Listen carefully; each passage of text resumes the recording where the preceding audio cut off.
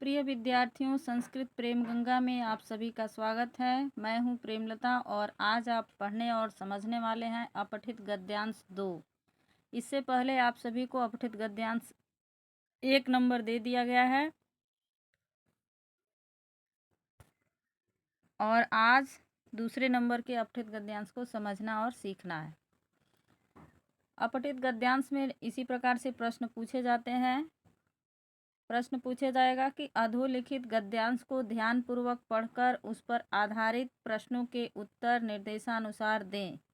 इस पंक्ति को बार बार पढ़ के समझना है। ध्यानपूर्वक कह रहा है, यानी नीचे ये जो गद्यांश है, इस गद्यांश को आप लोग ध्यानपूर्वक पढ़ेंगे।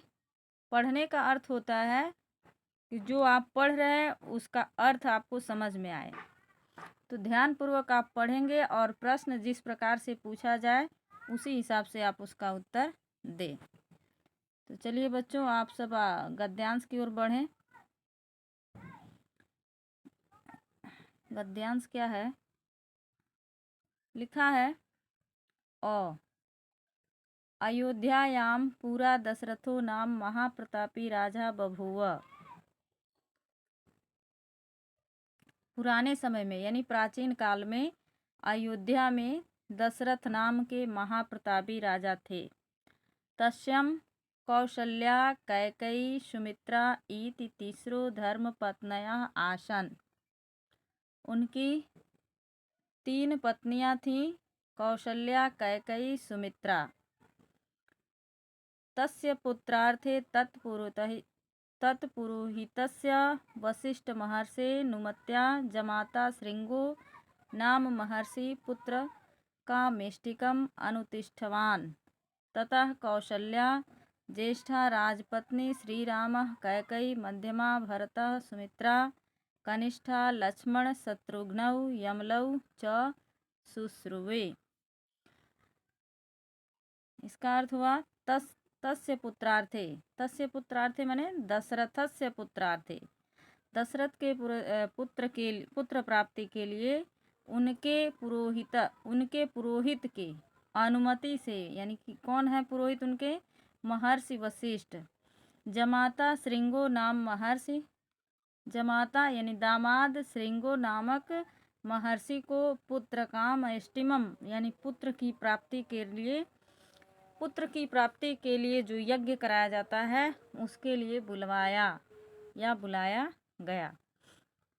ततः कौशल्या यानी उनसे कौशल्या ज्येष्ठा राजपत्नी, श्री राम यानी कौशल्या ज्येष्ठ पत्नी थी, ज्येष्ठ राजपत्नी थी। ज्येष्ठ माने सबसे बड़ी। उनसे श्री राम का जन्म हुआ। कैकेयी मध्यमा यानी मझली रानी जो कैकेयी थी, उनसे भरत का जन्म हुआ। सुमित्रा कनिष्ठा यानी सबसे छोटी जो राजपत्नी थी, उन्होंने लक्ष्मण और शत्रुघ्न यानी दोनों को जन्म दिया और उनका पालन पोषण किया। ये था आपका गद्यांश।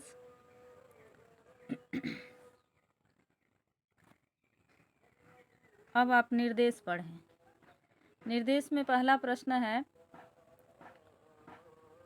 एक पदेन उत्तरत।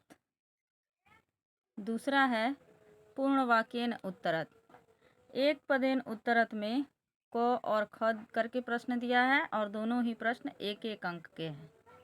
इस प्रकार से यह 2 प्रश्न हैं और 2 अंक के हैं। पूर्ण वाक्येन उत्तरत में पूरे वाक्य में उत्तर देना है। यह भी 2 प्रश्न हैं और दोनों प्रश्न 2-2 अंक के हैं, इसलिए यह 4 अंक के हैं। प्रश्न क्या है समझ लेते हैं। दशरथ कीदृशः राजा आसीत्। दशरथ कैसे राजा थे। कस्य तीसरा धर्मपत्न्यः। किसकी 3 धर्मपत्नियां थीं। अभी आप लोग पढ़े हैं ना, राजा किस तरह के प्रतापी राजा थे, महाप्रतापी राजा थे। और कस्य तीसरा धर्मपत्नी यानी राजा दशरथ तीसरा धर्मपत्नी। राजा दशरथ की 3 धर्मपत्नियां थी।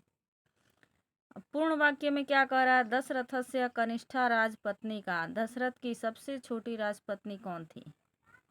तो दशरथ की इसका पूरे वाक्य में उत्तर देना है। दशरथस्य कनिष्ठा राजपत्नी सुमित्रा आसीत्।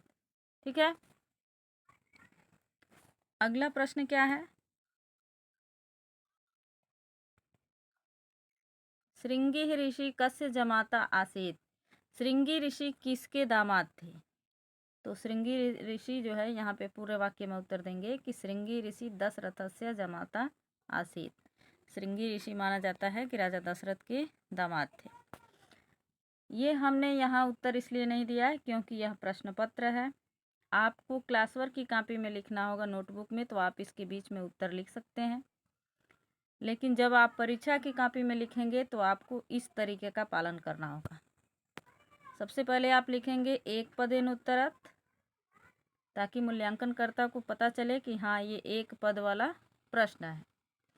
क लिखेंगे, क में उत्तर क्या होगा? महाप्रतापी राजा।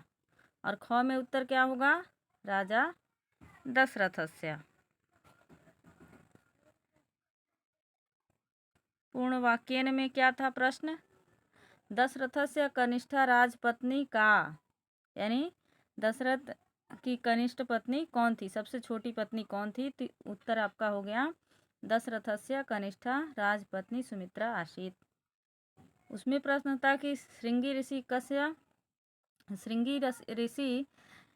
कस्य जमाता आसीत। तो उत्तर आपका हो गया श्रृंगी ऋषि राजा दशरथस्य जमाता आसीत।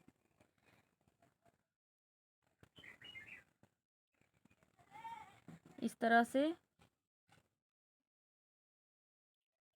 आपका जो है ये गद्यांश समाप्त होता है। यहाँ पे एक प्रश्न और बन सकता है। क्या बन सकता है कि इस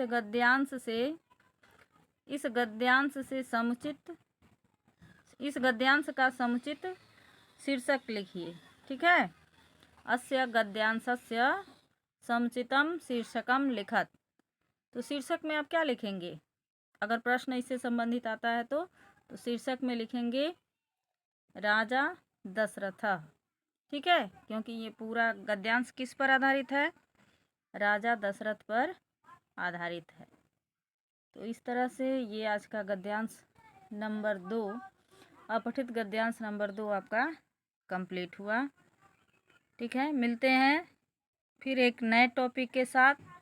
तब तक आप लोग अच्छे से अभ्यास करें, अध्ययन करें और अपनी परीक्षा की तैयारी करें। धन्यवाद बच्चों।